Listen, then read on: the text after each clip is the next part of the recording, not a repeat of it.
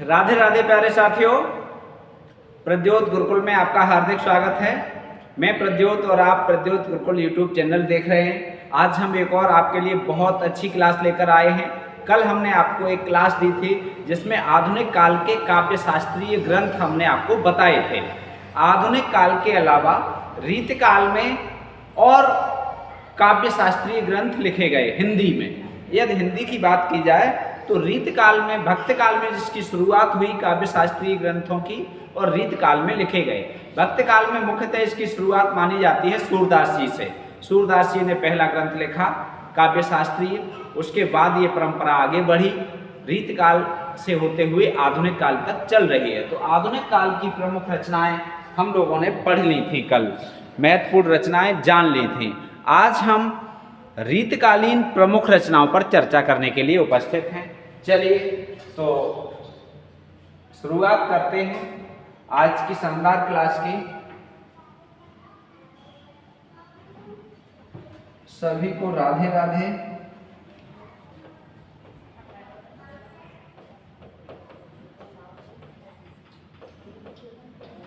ठीक है,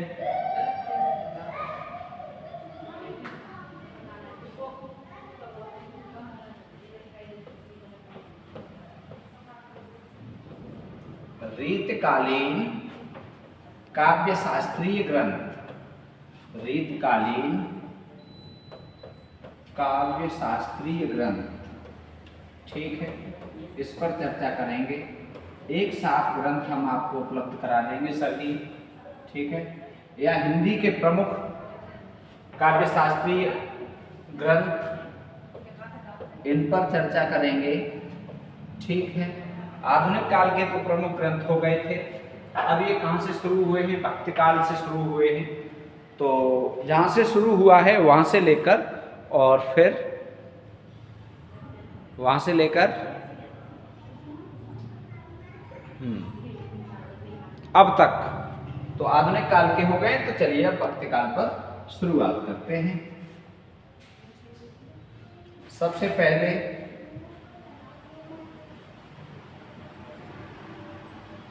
पहले हम शुरुआत करेंगे साहित्य लहरी। पहला ग्रंथ है काव्य शास्त्रीय, हिंदी का पहला ग्रंथ माना जाता है ये साहित्य लहरी, और बहुत परीक्षाओं में आई है ये रचना, वेरी इंपॉर्टेंट है। काव्य शास्त्रीय रचना है और सूरदास जी ने ये लिखी है, ठीक है। पूछा जाता है सूरदास जी का काव्य शास्त्रीय ग्रंथ कौन सा है, तो नक्शिख वर्णन भी किया है इसमें, और भी इसकी विशेषताएं हैं काव्य शास्त्र से संबंधित। तो ये पहली रचना है सूरदास जी की है। किसकी है? सूरदास जी की। बहुत महत्वपूर्ण रचना है, ठीक है। चलो अब देखते हैं दूसरा महत्वपूर्ण रचनाएं देखेंगे। रसमंजरी, ठीक है, रसमंजरी ये भी महत्वपूर्ण रचना है, ठीक। और इसके रचनाकार कौन है? नंददास हैं, नंददास, ठीक है। रसमंजरी काव्य शास्त्रीय ग्रंथ माना जाता है, ठीक। इसके बाद तीसरी रचना जो महत्वपूर्ण रचना है वो है, तीसरी महत्वपूर्ण रचना है हित तरंगिणी। कौन सी है? हित तरंगिणी। हित तरंगिणी ये तीसरी महत्वपूर्ण रचना है और ये भी महत्वपूर्ण है, ठीक है। तो हित तरंगिणी के रचनाकार कौन है बताइए? हित तरंगिणी के रचनाकार कौन है? हित तरंगिणी के रचनाकार पूछे जाएं तो आप बता देंगे कृपाराम है। कौन है? कृपाराम। कृपाराम ने लिखी है हित तरंगिणी, ठीक। इसके बाद अगली महत्वपूर्ण रचना, अगली महत्वपूर्ण काव्य शास्त्रीय रचना कौन सी है? चौथे नंबर की। तो इसमें अब हम बात करेंगे श्रृंगार सागर की, ठीक है। ये कम आई है लेकिन हमें पढ़ना है, क्योंकि अभी असिस्टेंट प्रोफेसर मध्य प्रदेश में जो रचनाएं पूछी गई वो कभी नहीं आई थी परीक्षा में, ऐसी रचनाएं पूछी गई। तो श्रृंगार सागर ये मोहनलाल मिश्र की है। किनकी है? मोहनलाल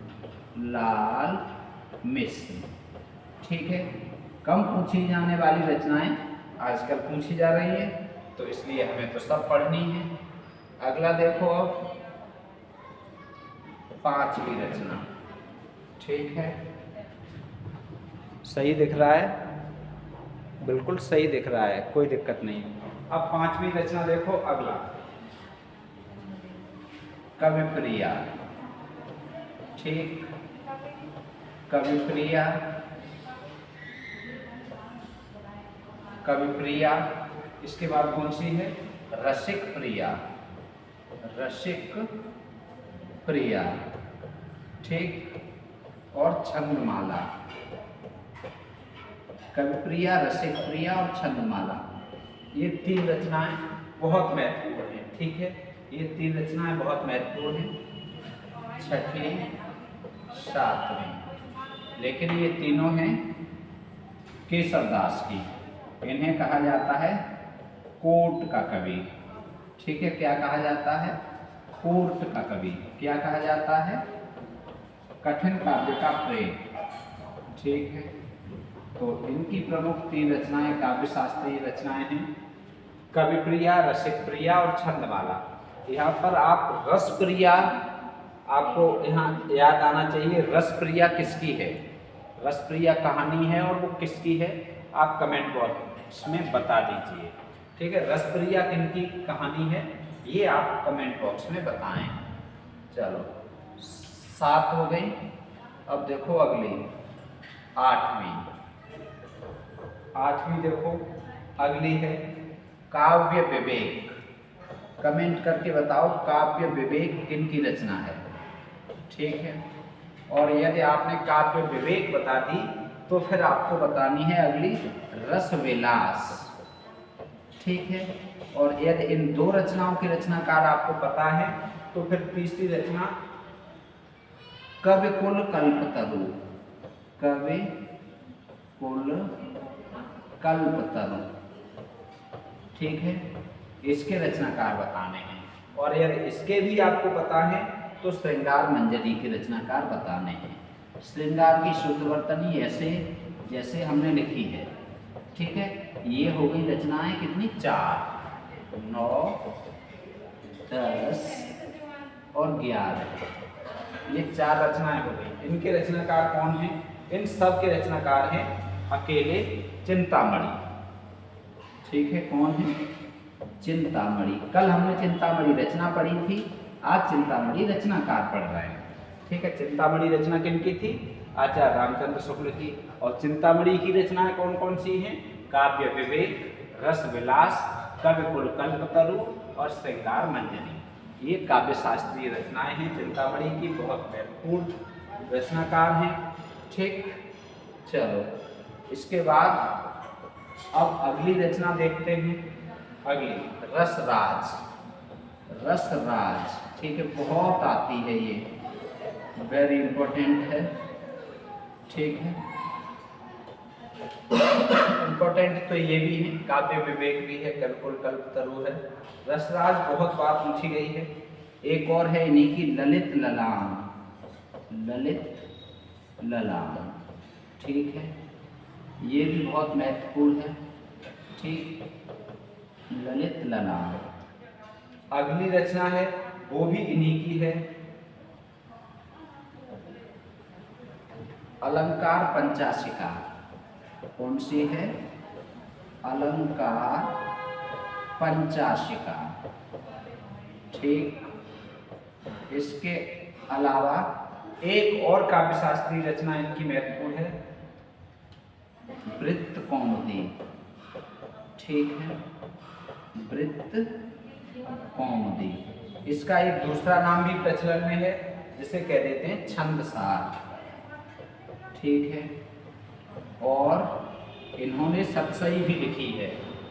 इन्होंने सतसई भी लिखी है, उसमें भी कुछ दोहे काव्य शास्त्रीय माने जाते हैं। तो ये काव्य शास्त्रीय रचनाएं किनकी हैं? ये सभी एक साथ जोड़ दो। 12 के बाद 13, 14, 15 और 16। इन सभी के रचनाकार एक ही हैं। इन सब के रचनाकार एक ही हैं। वो कौन है? वो है मध्यराम। बहुत अच्छे दोहे हैं इनके। इनके दोहों में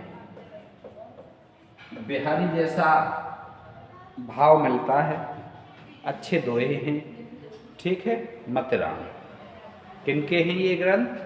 मतिराम के। ठीक है, जो जो ज़्यादा महत्वपूर्ण है हम आपको बताते चल रहे हैं। इसके बाद अब देखो अगला 17वां। ठीक, रस रहस्य। रस रहस्य अकेली रचना है और महत्वपूर्ण रचना है, बहुत महत्वपूर्ण है। ठीक है, किनकी है? कुलपति की है। कुलपति। रस रहस्य किनकी रचना है? कुलपति की। चलो अब देखो 18वीं रचना। 17 हो गए, 18वां काव्य निर्णय। काव्य निर्णय।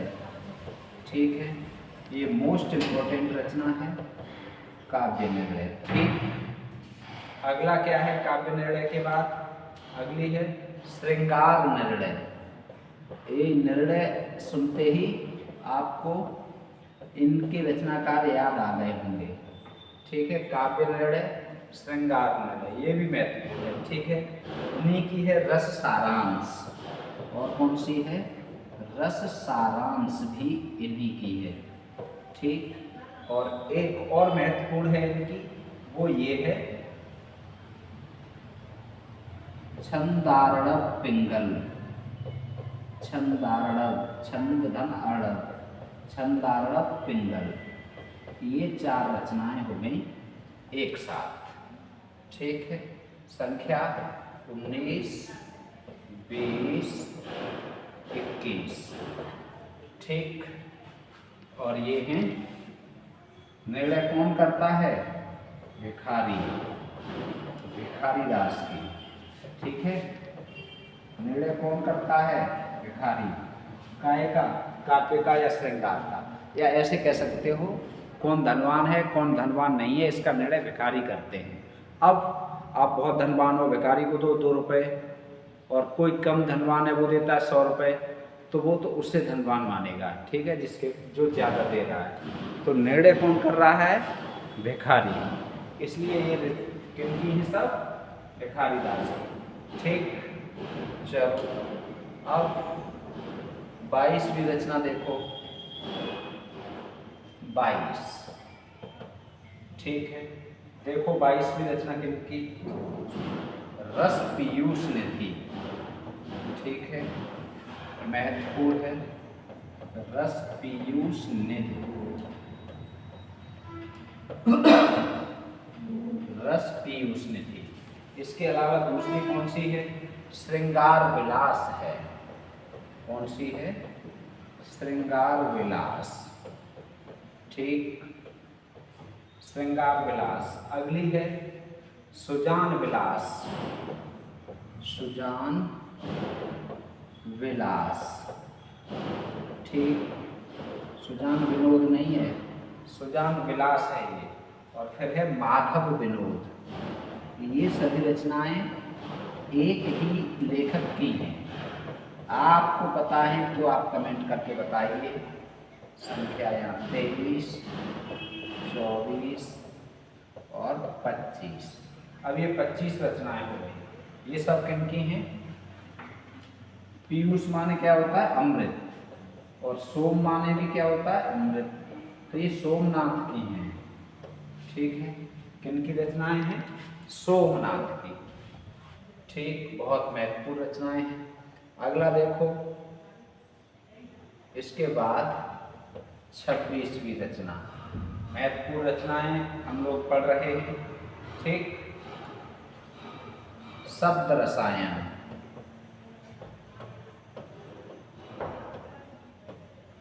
या काव्य रसायन। ठीक है, और रसायन का नाम आते ही आपको पता चल गया होगा कि ये रचना किनकी है। ठीक है, इन्हीं की है भाव विलास। इन्हीं की और रचना कौन सी है? भाव विलास। अब तो आप समझ ही गए होंगे कि भाव विलास की रचनाकार कौन है। फिर भी नहीं समझे तो अब समझ लो अष्टयाम। ठीक है, ये सारी ही रचनाएं वेरी इंपॉर्टेंट हैं, बहुत आती हैं। अष्टयाम तक नहीं समझे तो भवानी विलास, भवानी विलास। और हिंदी के आप विद्यार्थी हैं तो इतनी रचनाओं को सुनकर आप पहचान लेंगे कि ये रचनाएं हैं किन की। ठीक है, ये रचनाएं किन की हैं। भवानी विलास के बाद अगला है रस विलास। ठीक है, रस विलास ये महत्वपूर्ण रचना है। 26 के बाद 27, 28, 29 और 30। ठीक है, इसके अलावा कुछ और महत्वपूर्ण हैं। सुजान विनोद है और जात विलास है। ठीक है, सुजान विनोद इन्हीं की है, सुजान विनोद देव। और जात विलास बहुत महत्वपूर्ण है, जात विलास। इसका वर्ण विषय आप बताइए जात विलास का। इनकी रचनाओं के वर्ण विषय भी पूछे जाते हैं। ये सभी देव की रचनाएं हैं। किनकी रचनाएं हैं? देव की। एक पेज भर गया, ये यहाँ से यहाँ तक होगी। ये सभी रचनाएं देव की हैं। ठीक है, पूरा नाम क्या था? देवदत्त माना जाता है। कहाँ के थे? इटावा के थे। ठीक है, वर्तमान में मैनपुरी में आ रहा है इनका जन्म स्थान, लेकिन पुस्तकों में इटावा ही दिया हुआ है और पूछा भी इटावा ही जाता है। ठीक है, तो आप इटावा याद रखेंगे। देव कहाँ के रहने वाले थे? इटावा के। जात विलास, अष्टयाम, ये सभी महत्वपूर्ण हैं। बाद में थोड़ी सी चर्चा फिर से करेंगे इन रचनाओं पर। अभी बस आप नोट कर लीजिए। 32 हो गई, अगली देखो 33वीं। 33वीं रचना देखो जो बहुत महत्वपूर्ण है। ठीक है, जगत विनोद।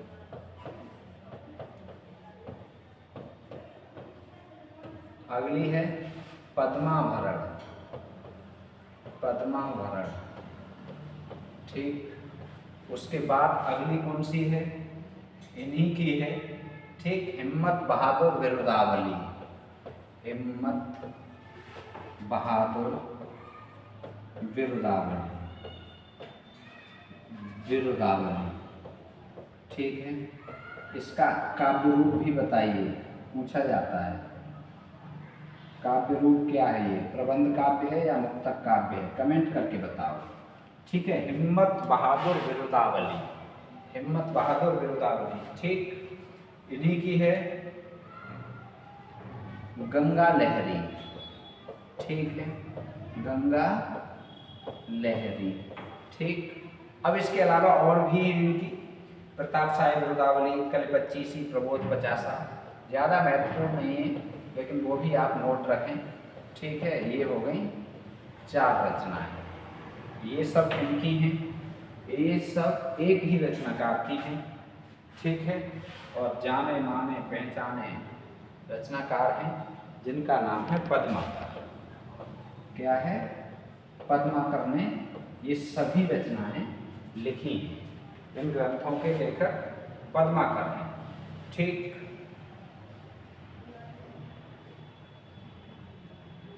चलो अब 36 हो गई। वैसे तो ये सूची बहुत लंबी है। ठीक है, लेकिन हम चाहते हैं ज़्यादा लंबी ना हो। रस प्रबोध। ठीक है, रस प्रबोध बहुत महत्वपूर्ण रचना है। और इससे भी ज़्यादा महत्वपूर्ण है अंग दर्पण। ठीक है, अंग दर्पण। ये ऊपर वालों पे हमने फिर इम्पोर्टेंट नहीं लिखा है, समय लगता है इसलिए। रस प्रबोध और अंग दर्पण ये दोनों ही रचनाएं बहुत महत्वपूर्ण हैं। ठीक है, अंग दर्पण में अंग से क्या है? नक्सिक, नक्सिक वर्णन है इस रचना में। और ये किनकी हैं? तो ये हैं रसलीन की। ठीक है, रसलीन। इनके दोहों में बिहारी लाल के दोहों की भ्रांति होती है। एक दोहा तो बहुत प्रचलित है इनका, आपको याद है तो आप कमेंट बॉक्स में लिख लीजिए। ठीक है, 38 हो गई। इसके बाद देखो 39वीं, अगली देखो 39वीं, ठीक है। नवरस तरंग, नवरस तरंग 39वीं। और एक और इसी के साथ लिख लो श्रृंगार भूषण 40वीं। कौन सी? श्रृंगार भूषण। बताइए, अब भूषण नाम आ गया तो भूषण मत कर देना, भूषण नहीं है इनके रचनाकार। कमेंट में बताओ इनके रचनाकार कौन हैं। नवरस तरंग किसने लिखी और श्रृंगार भूषण किसने लिखी? ये दोनों रचनाएं बहुत महत्वपूर्ण रचनाएं, नवरस तरंग और श्रृंगार भूषण, ये दोनों रचनाएं बेनी प्रवीण की हैं। किनकी हैं? बेनी प्रवीण, बेनी प्रवीण ने लिखी हैं ये दोनों रचनाएं, ठीक। इसके बाद अगला देखो, वेरी इंपॉर्टेंट, ठीक है। 41वीं देखो, 41वीं है रस भूषण, रस भूषण। अब इसमें रस आ गया तो भूषण मत कर देना, भूषण आने के कारण भूषण नहीं है। बताओ किनकी है? रस भूषण। ये भी बहुत पूछी जाती है, बहुत महत्वपूर्ण रचना है रस भूषण। इसके रचनाकार बताइए। तो रस भूषण के रचनाकार कौन है? याकूब खान। कौन है? याकूब खान। याकूब खान है। आज बहुत बारिश हो रही है, घनघोर बारिश हो रही है, बार बार बारिश हो रही है। थोड़ी देर कम होती है फिर तेज होने लगती है, फिर हल्की होती है फिर तेज होने लगती है, ठीक है। चलो अब अगला देखते हैं, रस चंद्रिका और जुगल रस प्रकाश। रस चंद्रिका और जुगल रस प्रकाश, ठीक है। इन दोनों रचनाओं के रचनाकार कौन हैं? इन दोनों रचनाओं के रचनाकार हैं उजियारे। कौन है? उजियारे, उजियारे कवि, इनकी रचनाएं हैं और बहुत महत्वपूर्ण रचनाएं, ठीक। चलो इसके बाद जाने माने पहचाने, ठीक है। कवि 44वां शिवराज भूषण, शिवराज भूषण, ठीक है। ये देखो एक। इसके बाद दूसरी देख लो, इन्हीं की रचना है शिवा बामनी। कौन सी है?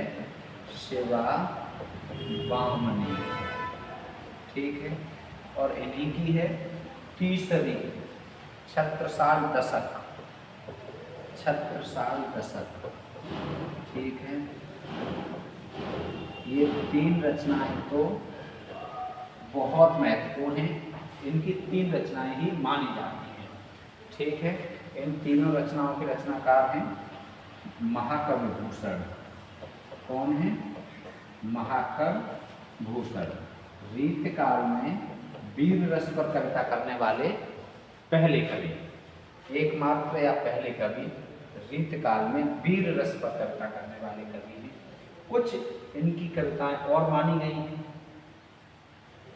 भूषण हजारा, ठीक है। भूषण हजारा इनकी ही रचना मानी गई है। किसने मानी है? बताओ किसने मानी है? भूषण उल्लास, ठीक है। भूषण उल्लास भी इन्हीं की रचना मानी है, महाकवि भूषण की, ठीक है। एक और इनकी मानी है, उसका नाम क्या है? बताओ। उसका नाम है दूसर उल्लास, दूसर उल्लास। ये सभी कृतियां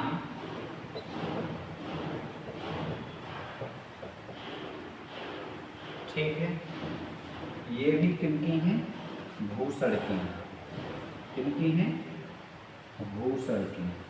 अब प्रश्न एक और, महाकवि भूषण ही हैं ये, ठीक है। 6 हो गई इनकी। ये किसने मानी है? तो आप उत्तर देंगे शिव सिंह सेंगर के अनुसार। ये 3 रचनाएं और किसने मानी है? शिव सिंह सेंगर, ठीक है।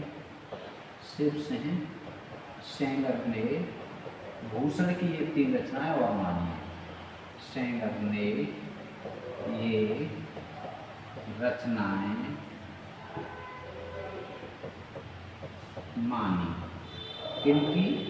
भूषण की, ठीक है। भूषण की ये 3 रचनाएं तो पहले से सब जानते हैं, ठीक है। ये बात ऊपर वाली, ठीक। ये 3 रचनाएं अति प्रसिद्ध हैं और बाकी इन 3 रचनाओं को शिव सिंह सेंगर ने और स्वीकार किया है कि ये भी भूषण की ही रचनाएं हैं, ठीक है।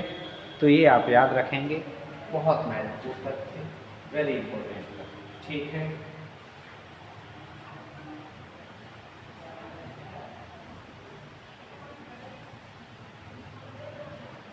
चलो अब देखते हैं अगला। 49 रचनाएं हो गई। देखो कितना कम समय और कितनी अधिक रचनाएं, कहीं नहीं मिलेगा इतने कम समय में इतना ज़्यादा कंटेंट। 30 मिनट में 10, 20 या 30 प्रश्न मिलेंगे, ठीक है। और कितने प्रश्न हमने आपको बता दिए, कम से कम ये 60-70 प्रश्न हो गए, ठीक। ये रचनाएं हो गई, इसके अलावा अलग तथ्य भी हम साथ के साथ कुछ बताते चल रहे हैं, ठीक। तो ये भाषा भरण, ये रचना किनकी है? कुछ नवीन रचनाएं इसी में आगे की हम आपको बता दें, वो कम आई हैं लेकिन जिनके आने की संभावना बनी रहेगी, ठीक है। भाषा भरण बैरिसाल,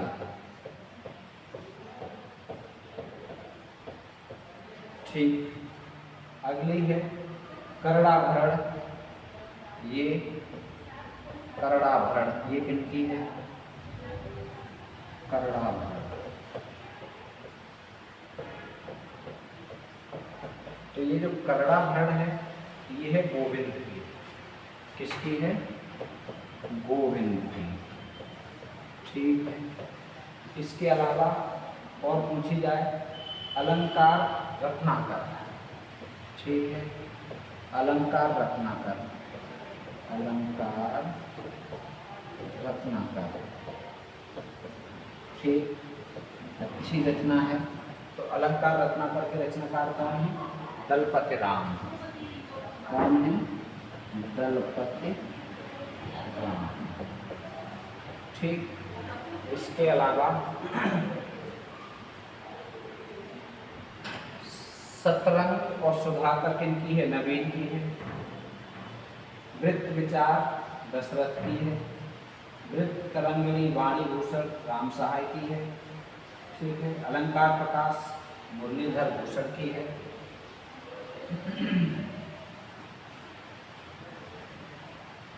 अलवेले लालू का नक्शे,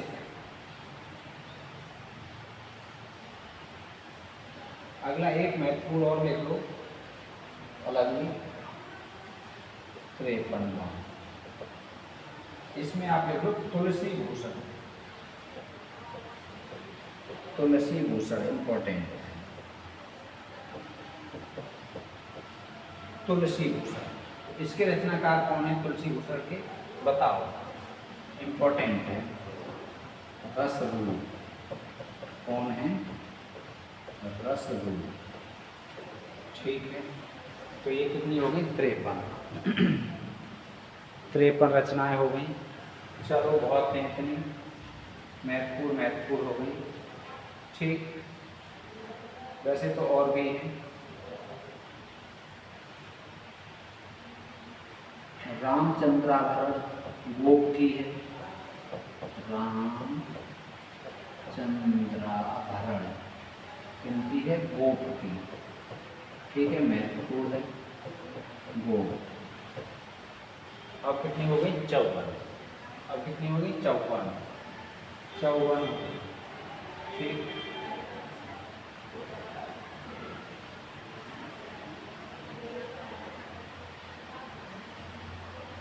चलो 54 हो गई, इतनी बहुत है।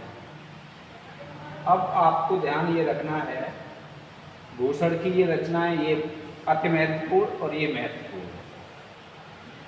रस भूषण याकूब खां का खूब पूछा जाता है, उजियारे की रस चंद्रिका पूछी जाती है, नवरस तरंग ये अच्छी हैं, और ये अंग दर्पण बहुत महत्वपूर्ण, वेरी वेरी इंपॉर्टेंट। रस प्रबोध अंग दर्पण रसलीन की हैं, दोनों महत्वपूर्ण हैं।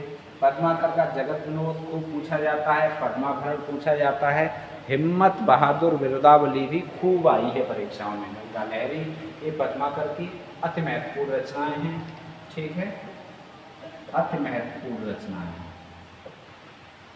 IMP, ठीक। अगला है इसके बाद ये देखो देव की रचनाएं हैं, देव की सारी रचनाएं महत्वपूर्ण हैं। शब्द रसायन, काव्य रसायन, भाव विलास, अष्टयाम, भवानी विलास, रस विलास, सुजान विनोद और जात विलास। सुजान विनोद बहुत पूछी गई है, अष्टयाम भी बहुत पूछी गई है और सभी पूछी गई है। अगला है सोमनाथ की रस पीयूष निधि, काफ़ी अच्छी रचना है, बाकी सब इम्पोर्टेंट हैं। भिखारी दास काव्य निर्णय, श्रृंगार निर्णय खूब आई है।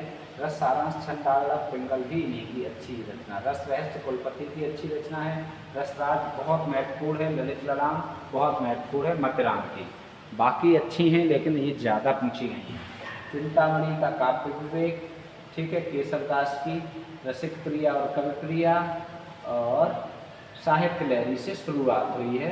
पहली रचना साहित्य लहरी है, सूरदास ने लिखी है, और ये पहली काव्य शास्त्रीय रचना मानी जाती है। रस मंजरी इसके बाद की रचना है। इस तरंगिनी ये सब महत्वपूर्ण रचनाएं हैं। तो ये महत्वपूर्ण रचनाएं हैं आज की इस क्लास में, ठीक है।